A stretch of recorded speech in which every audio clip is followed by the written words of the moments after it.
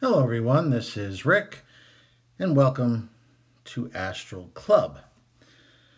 This is going to be about humans and astral projection.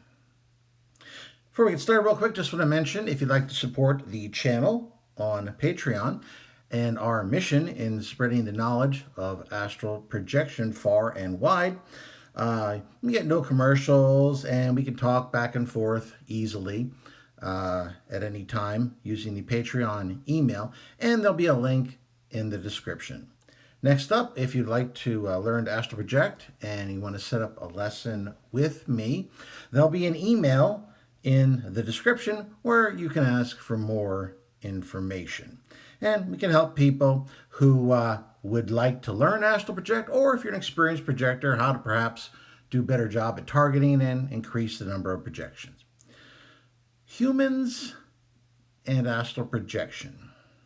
Before we get started, I just want to do a couple of disclaimers just so there's no misunderstanding. Humans, we're all humans.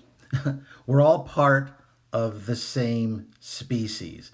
We love, we laugh, we're fond of our children, we get angry, we react to the world, despite some surface differences, fairly the same way. When we're sad, we cry. And no matter where you are on the planet, you're part of a greater family. And quite frankly, any differences between various humans on various parts of this planet are really surface only. Any person, any native of Australia, or native of Alaska, or a native of New York City, we have infinitely more in common than any one of us has with, let's say, the Greys. We're a completely different species, have a different biology, have vastly different belief systems, emotions, the ways of looking at the world. So really, we're one human family. Next up, I believe firmly that all humans can learn to astral project. With that said, I've had a pet theory over the years, and I don't have anywhere near sufficient proof to back it up. And even after this, and with your help, I'll still only have anecdotal evidence. But I have this theory that astral projection is more predominant in certain populations of humans. Now, why is that? Why does anything become more predominant in a certain population than others?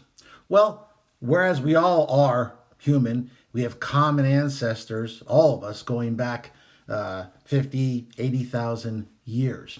But over periods of, say, 10,000 years or so, there's such a thing called sexual selection, where a person with certain traits has an advantage in a particular environment.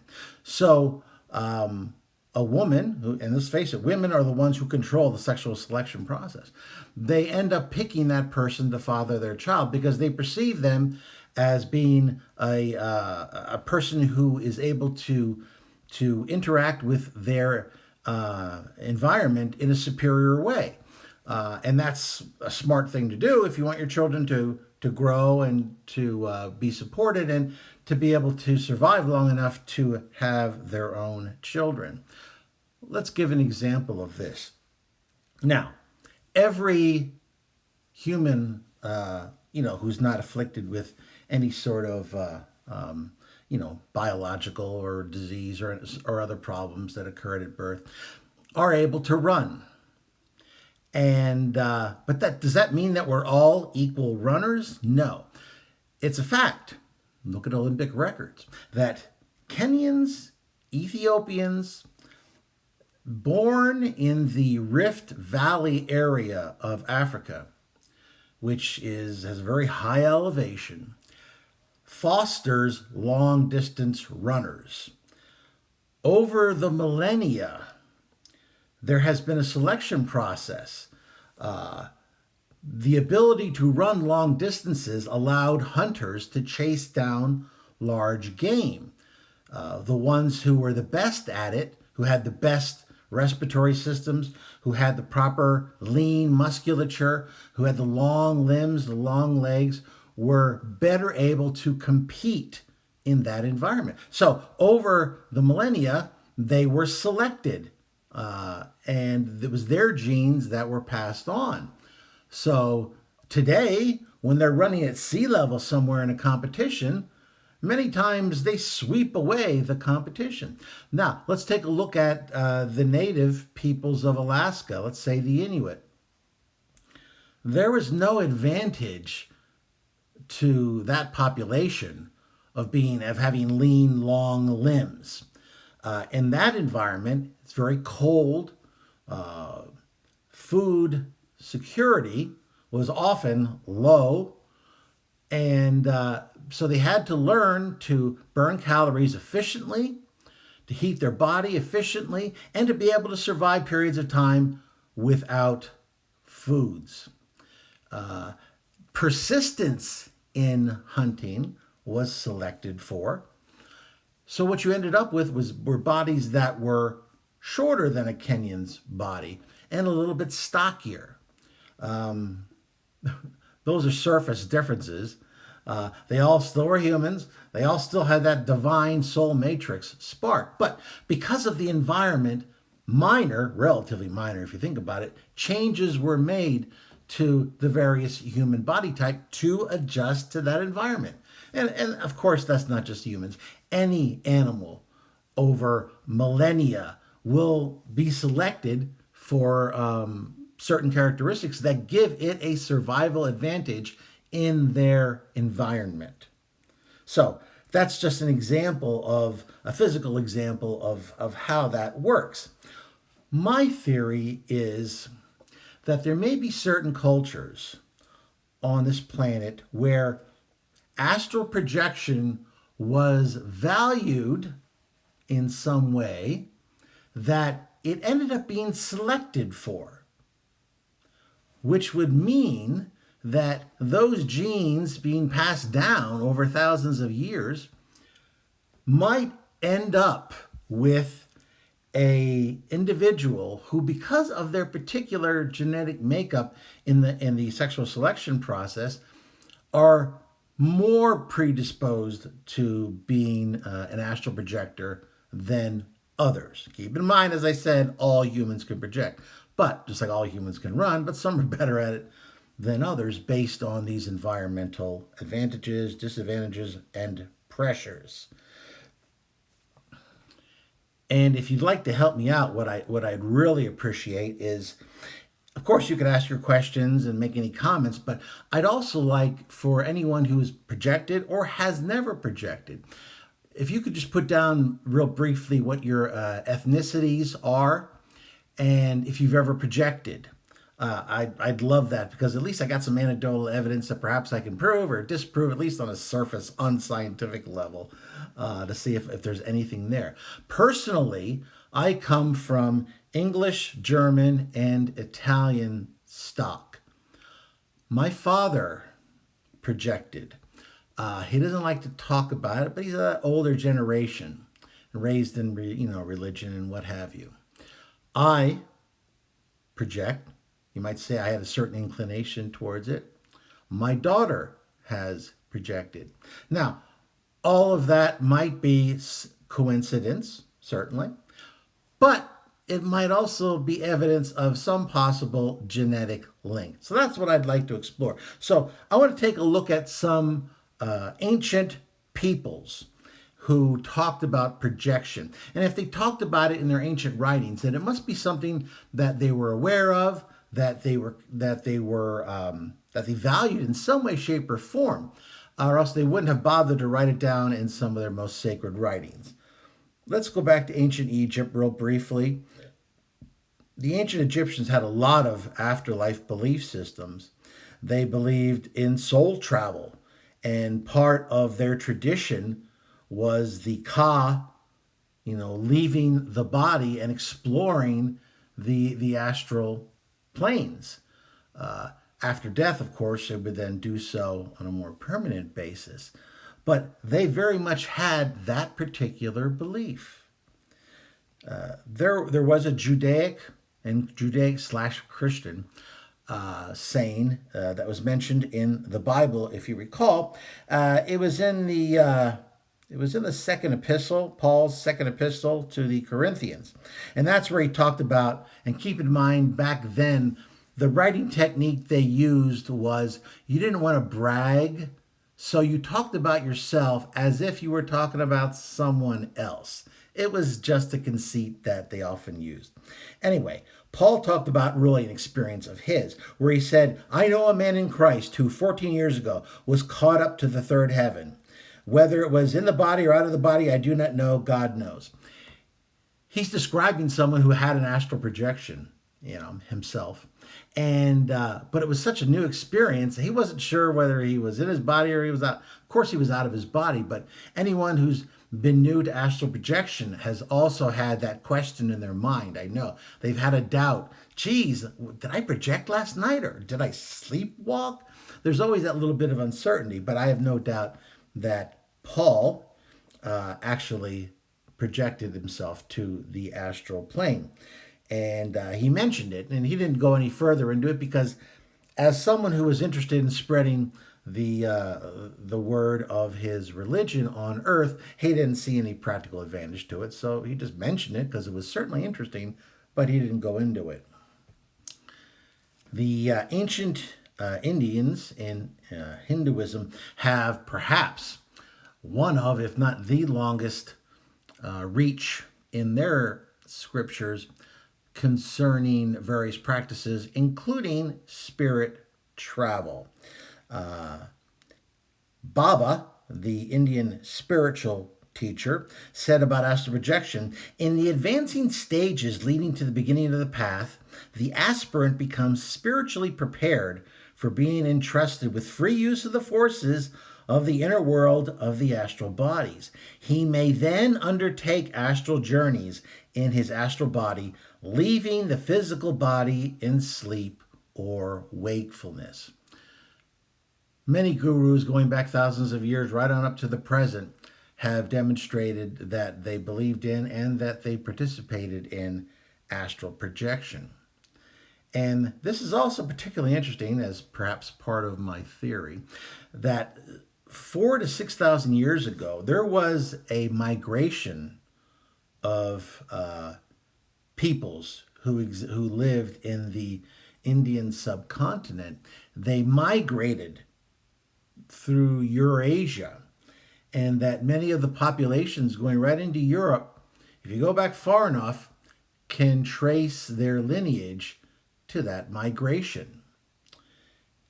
So if there was selection, if it was valued in that part of the world, and it was selected for it anyway, and that's just, once again, a theory, then perhaps those genes were then carried into the Central Asian steppes, into Eurasia, and perhaps eventually into Europe. In an Asian area of the world, in Taoism, there was a master called Shangxi, who in one particular instance went to sleep, but there was some sort of a function going on, and he decided to visit it. And he was actually able to manifest his astral body in such a way that he was seen by the people who were actively participating in this particular function that was somewhat nearby. And but at that moment, he was actually sleeping elsewhere on the ground. In Japanese mythology, there's something that I'm not even going to try to pronounce, but it is a manifestation of the soul of a living person that separates from the body. And also they have a tradition there in that part of the world that if someone holds a sufficient grudge against another person, it is believed that a part or a whole of their soul can temporarily leave their body and appear before the target of their hate and curse them. There is a famous Japanese movie that you might be interested in seeing. It's called, well, the American version of it's called The Grudge.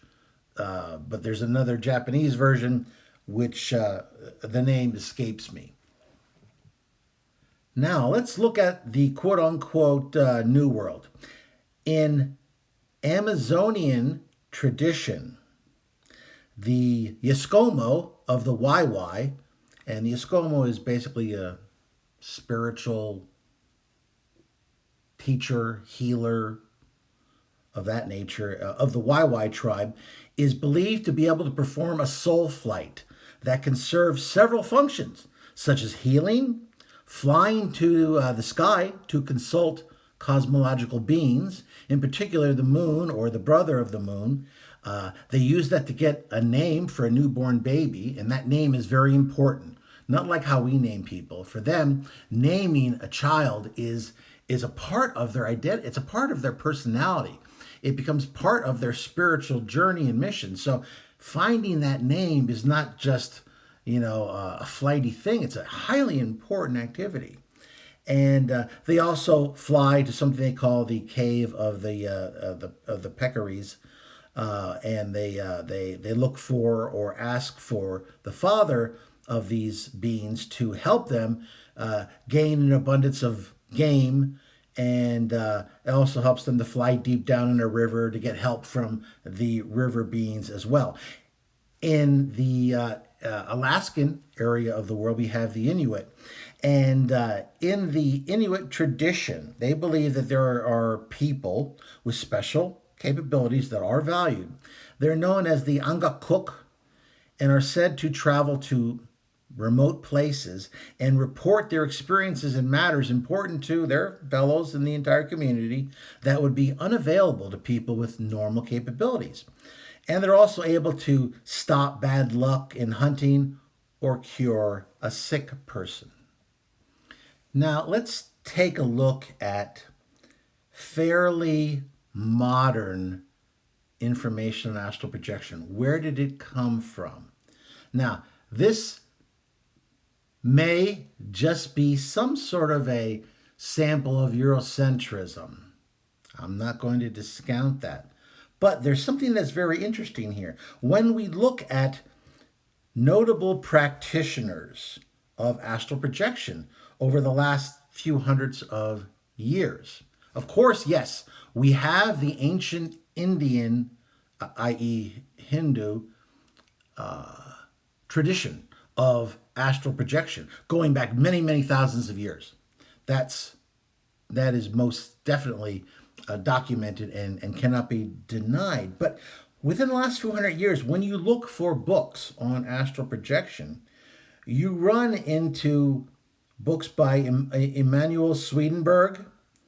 You run into books by Robert Monroe, Oliver Fox, Sylvan Muldoon, and Hereward Carrington.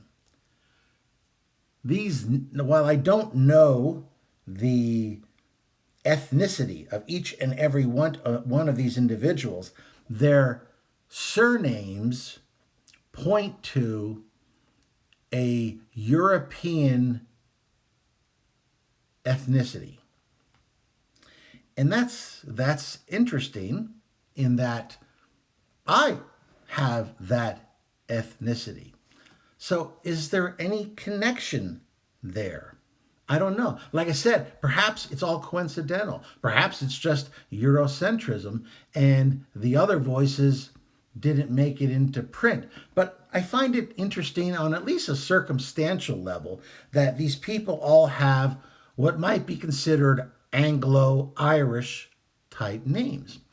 And so here you have, and there's a European tradition, certainly, going back to the Druids, where astral projection was said to have been practiced.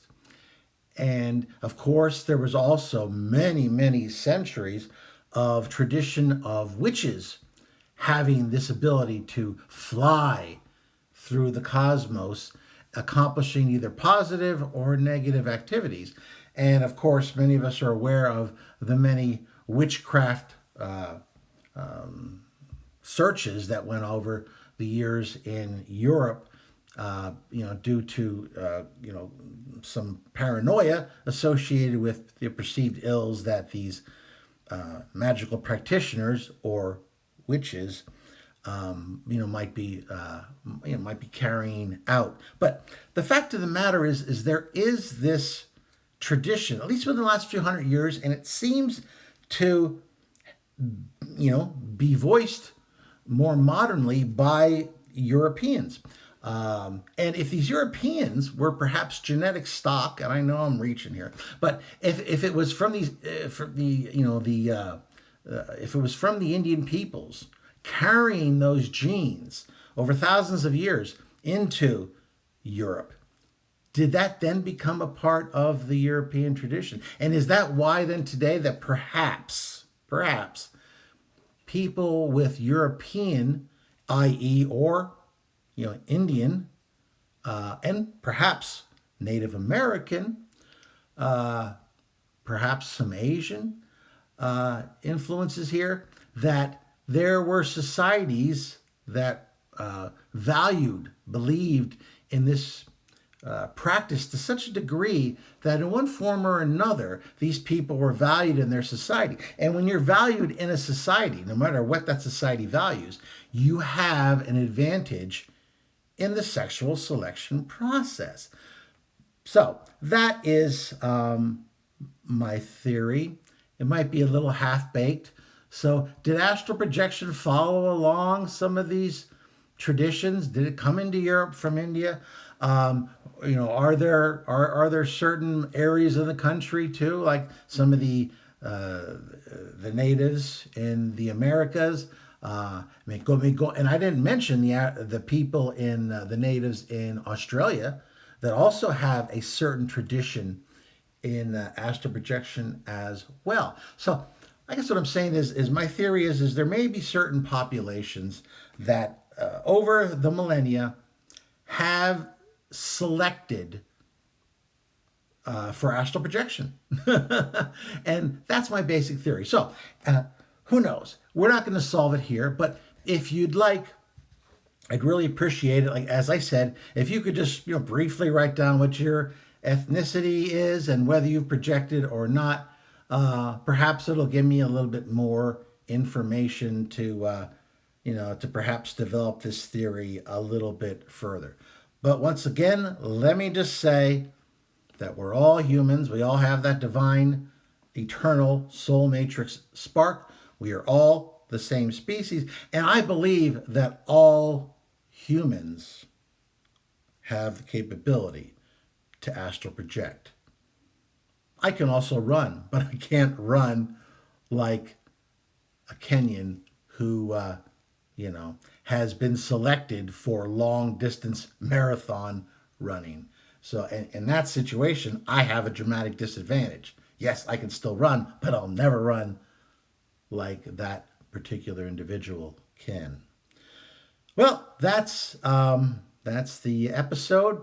Please help me out if you can. Hit the like button if you found that interesting, and please share it with those of like minds. Subscribe if you haven't already, and most of you have, but if you haven't, hit the bell button. Make sure you get notified. We've got 2 videos a week. We have one at 2 o'clock in the afternoon on Wednesday, and another one that gets released 8:15 in the morning on Saturday, and that, of course, is U.S. time, Eastern time. New York City time, in other words. This is Rick, and I will see you on the astral plane.